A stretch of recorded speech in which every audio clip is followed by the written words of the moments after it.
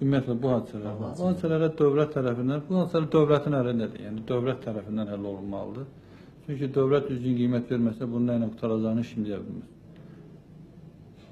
Bu indi yox, bu əvvəllər, yəni bu problemlər ki var, bu bir günün işi deyil. Yəni bir hadisə ilə əlaqədar deyil. Mən dediyim kimi, yəni hamımıza məlum olan bu problemlər illərlə üst-üstə toplaşıb, yığışmışdır.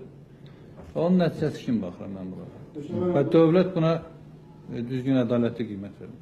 Tarixində bildiyiniz kimi bu qoşun hissələrlə məhkəmə düzgün istifadə edilməkdə bunların məhkəməyə səbəb gəlir və bunları düzgün başa düşməməkdən, yəni bunların başarığını görəndə, yəni sevinməkdən qorxu yaranır nəsə adamlarda. Müdafiə Nazirinin 7-ci dairəsi, Müdafiə Nazirinin kəşfiyyat dairəsi, yəni məşq kəşfiyyat dairəsi bilmirəm. Bütün günü biz onların nəzarət altında olmuşuq, həmişə də bizi görürlər. Nə məqsəddən özü də bilmirik. Hamı bilir ki, heç kim olmayanda mən tək Qarabağda vuruşmuşum. Tək. Onu da hamının yanında deyə bilərəm. O Qarabağlar da bilir, nə bilim, o sərhəd çətləri də bilir. Və mən heç kimə icazə verəmərəm, ya buna imkan verəmərəm ki, məni ləkələsin, məni vətən xaini damğası qoysun.